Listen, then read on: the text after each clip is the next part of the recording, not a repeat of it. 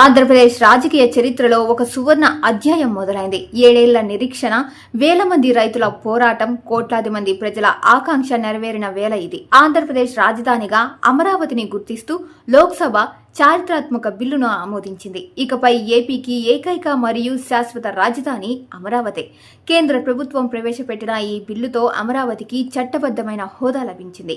గత కొన్నేళ్లుగా రాజధాని విషయంలో నెలకొన్న అనిశ్చితికి ఈ నిర్ణయంతో తెరపడింది. అమరావతి అభివృద్ధికి సంబంధించి విభజన చట్టంలోని హామీల అమలుకు ఈ బిల్లు ఒక బలమైన పునాదిగా మారబోతోంది. ఇది కేవలం ఒక నగరం గురించి తీసుకున్న నిర్ణయం కాదు, రాష్ట్ర భవిష్యత్తును మార్చే ఒక దిక్సూచి. ఈ సందర్భంగా అమరావతి రైతుల పోరాటాన్ని ప్రత్యేకంగా ప్రస్తావించాలి.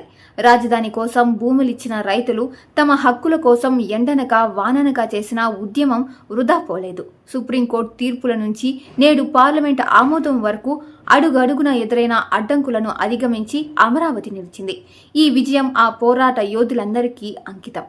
శాశ్వత రాజధానిగా గుర్తింపు రావడంతో ఇకపై అమరావతిలో పెట్టుబడుల వరద పారనుంది.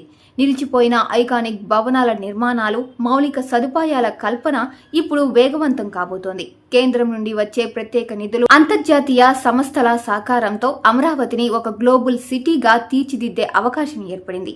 ఇది ఆంధ్రప్రదేశ్ ఆర్థిక వ్యవస్థకు కొత్త జీవనం పోయనుంది. అమరావతి, ఇది ప్రజల రాజధాని, మనందరి రాజధాని. ఈ చారిత్రాత్మక నిర్ణయంపై మీ అభిప్రాయాన్ని కామెంట్ చేయండి. మరిన్ని లేటెస్ట్ అప్డేట్స్ కోసం మా ఛానల్ని సబ్స్క్రైబ్ చేసుకోండి.